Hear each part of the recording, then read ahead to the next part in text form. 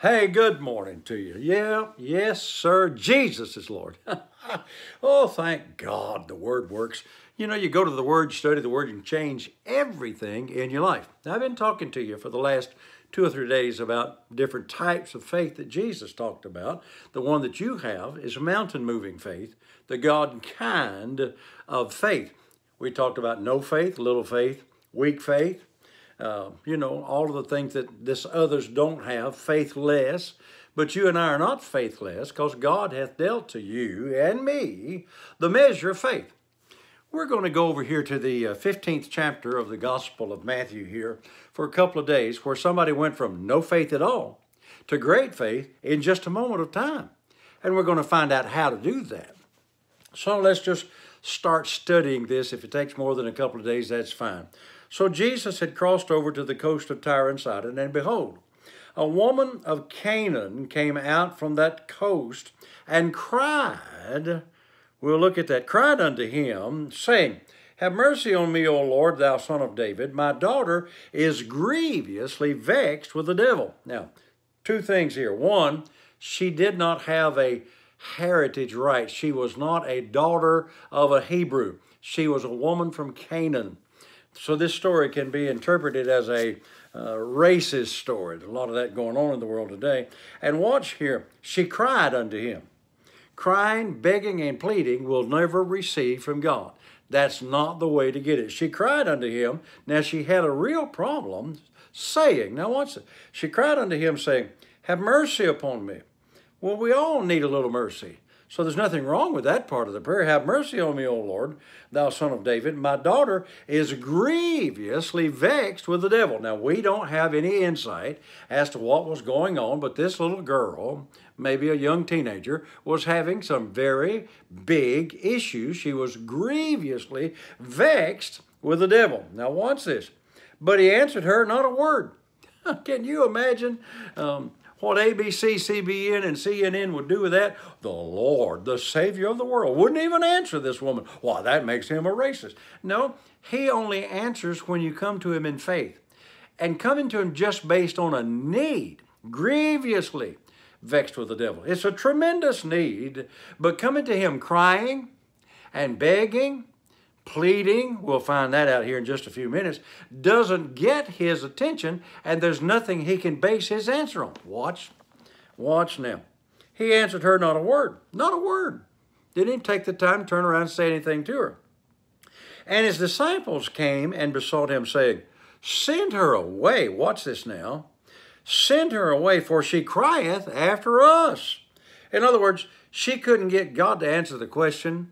And so she went and started bugging his disciples, and they said, Send her away, because she's crying after us. But he answered and said, I am not sent but unto the lost sheep of the house of Israel. So it appears, to begin with, that he's not going to answer her at all. Now, there's a real powerful statement here that I want to kind of close this with. So he answered and said, I am not sent but unto the lost sheep of the house of Israel. Then came she and worshiped him. There's a difference. There's a difference in crying to God and begging and pleading and coming and worship him and she said, Lord, help me. Nothing wrong with going to the Lord for help. I do that. You know, somebody says, don't you ever ask God for help? Oh, every day. But I don't go crying, begging, and pleading. I go to him based on the word. Now, Jesus gives an answer here that's going to cause everything to be changed.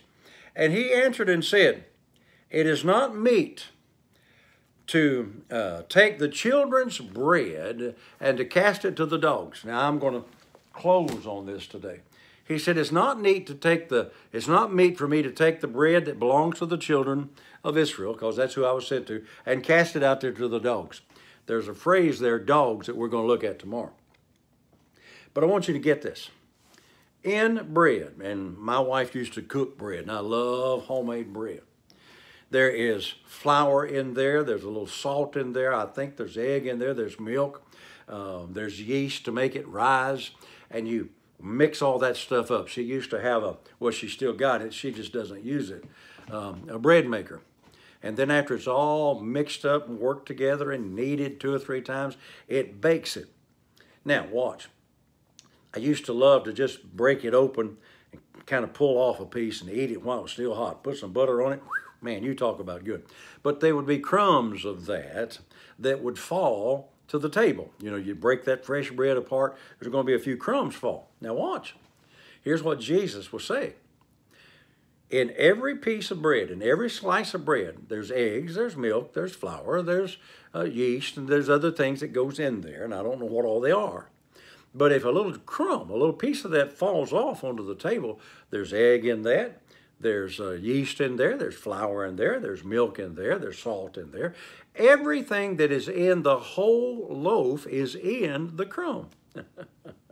So when Jesus said, it's not meet for me to take the children's bread and cast it to the dogs, she said, truth, Lord, but the dogs eat of the crumbs. Man, what a powerful statement.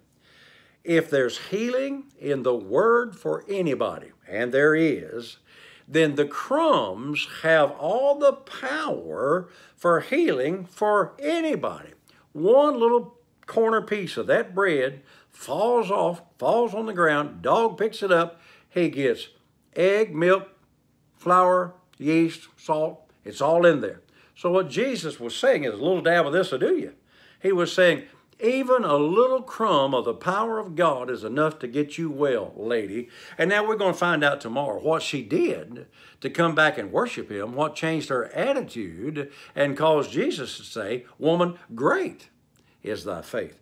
You don't come begging, pleading, whining, crying, oh God, oh Jesus, oh, won't you reach down from heaven and touch my favorite brow? No, he's already done it. What you have to do is receive it. I'll show you that tomorrow. And you'll go from no faith at all to great faiths. So, hey, till I'm with you tomorrow, have a great day, and remember all day, Jesus is Lord. And as always, thank God, the word works.